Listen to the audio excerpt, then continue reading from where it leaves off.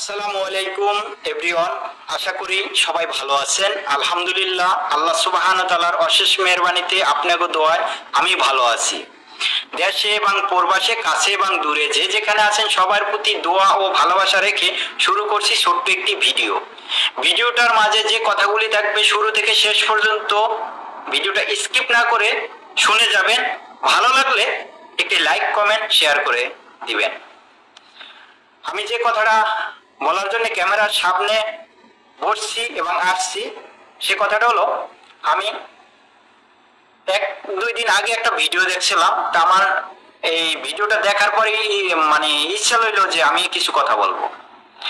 হয়তো আমি অতটা গুণী ব্যক্তি না বাংলাদেশের, কিন্তু বাংলাদেশ একজন নাগরিক এই হিসাবে আমার কথা বলার রাইট আছে। ওই জায়গা থেকে আমি মনে করলাম কথা বলা উচিত। কথাটা হলো, পটুয়াখালী সরকারি কলেজের এক ছাত্রী, ওনাকে দেখছি কোনো একটা ভিডিওতে, হয়তো ঢাকা কোনো একটা হোস্টেলে এক পুলিশ কনস্টেবলের সাথে আকাম করে ধরা খাইছে। ইটিস পিটিস, প্রেম প্রীতি, ভালোবাসা যেটাই বলেন, এক কথায় আকাম করে ধরা খাইছে। আমি ওই জায়গা থেকে কথাগুলি বলার চেষ্টা করছি, কারণ ওনার যে বয়স, ওনার আরো আগে বিয়া বসা উচিত ছিল, ওনার বাবা মার বিয়ে দেওয়া উচিত ছিল, পড়ালেখার জায়গায় চালিয়ে যাওয়া উচিত ছিল। কিন্তু ওনার যৌবনের চাহিদা ওনার ধরে রাখা ওনার কাছে খুবই কষ্ট হয়েছিল। তাই এই জিনিসটা ওনারও বোঝা উচিত ছিল, ওনার বাবা মারও বোঝা উচিত ছিল। এখন যে উনি এরকম আকাম করে ধরা খাইছে, ওনার বাবা, ওনার মা, ওনার ভাই বোনের, ওনার আত্মীয় স্বজনের একটা মানিজ্জাতের একটা ব্যাপার স্যাপার আছে না। তা আমি এই জন্যই কথাগুলি বলছি। পড়ালেখা এটাও গুরুত্বপূর্ণ একটা জিনিস, কারণ পড়ালেখা শেষ করে একটি চাকরি নিয়ে নিজের লাইফটা সাজান, এটা একটা গুরুত্বপূর্ণ জিনিস।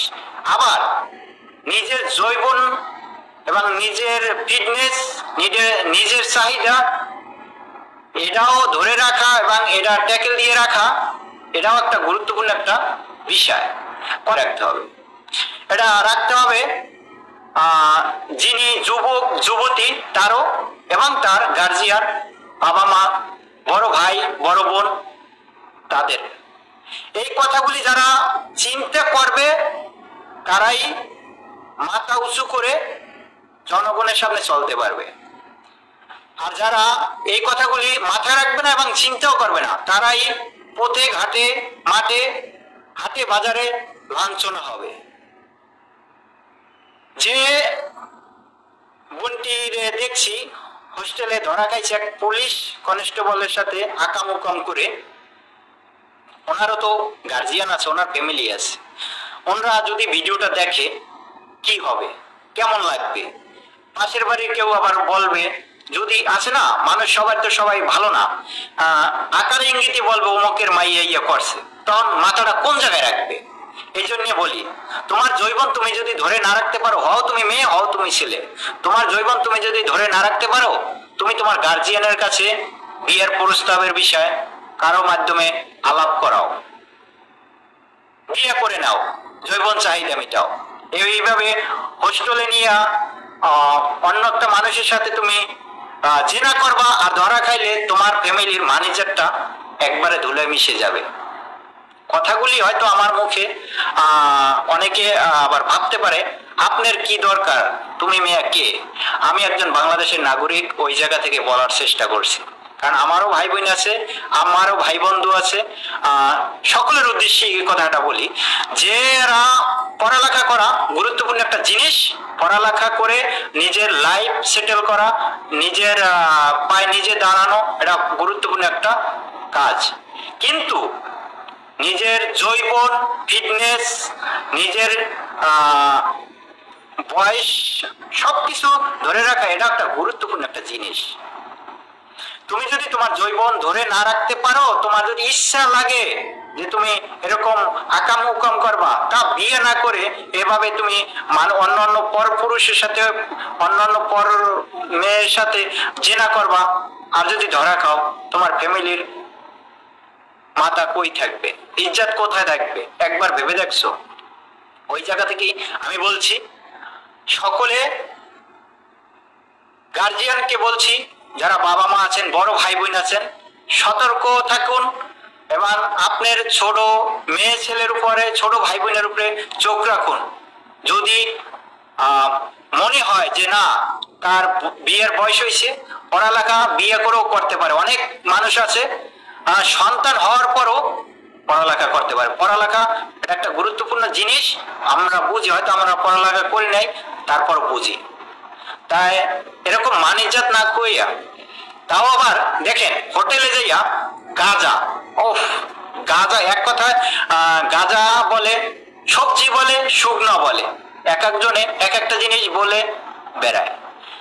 তাও আবার মেয়ে ছেলে মিলে এটি সেবন করতে আসে। তাহলে কতটা জঘন্য! আর এই পুলিশ কনস্টেবল আর এই যে মেয়েটা, আচ্ছা এগো তো গার্জিয়ান আছে, এগো ছবিগুলো, এগো কথাগুলি মানুষ দেখতে আছে না? আমি একজন বাংলাদেশের নাগরিক হিসাবে বলবো, সবাই সতর্ক হয়ে যান। আর যারা তরুণ ভাই ও বোন আছেন, যুবক, আপনি আপনার যৌবন যদি ধরে না রাখতে পারেন, বিয়ে করে নিতে পারেন। এটা একটা ভালো কাজ, বিয়ে করাটা গুরুত্বপূর্ণ একটা ভালো কাজ, আপনি বিয়ে করে নিতে পারেন। আর প্রত্যেক বাবা মাকেও বলতে চাই যে আপনি আপনার সন্তানের প্রতি একটু নজর রাখেন। যদি মনে করেন আপনার ছেলের বিয়ে করা দরকার, আপনার মেয়ের বিয়ে দেওয়া দরকার, বিয়ে দিয়ে দেন। এটা আপনার দায়িত্ব। আপনার মেয়ে, আপনার ছেলে যে না করবে যে তারই পাপ হবে, আপনার হবে না, এরকম কিছু ভাববেন না। আপনারও কিন্তু পাপ হবে, আপনার অনেক, আপনি এই পাপে পাপী হবেন। অনেক বড় ভাই বড় বোন আছেন, আপনাদেরও দায়িত্ব আছে। সতর্ক থাকুন আর ছোট ভাই বোনের উপরে চোখ রাখুন। যাদের এরকমের নেশা কি পেশা কি হয়, নিজেকে নিজে কন্ট্রোল করতে পারে না, এরকম যদি মনে হয়, তাদেরকে বিয়ের ব্যবস্থা করে দেন, তাইলে অবশ্যই ভালো হয়ে যাবে। পথে ঘাটে, হাটে বাজারে হোটেলে ধরা না খাইয়ে, মানিজ্জাত না খুঁয়ে বিয়ে করাটা আমি ভালো মনে করি। বিয়ে করাটা ভালো একটা কাজ, লেখাপড়াটাও ভালো একটা কাজ। আপনি বিয়ে করেও লেখাপড়া করতে পারবেন।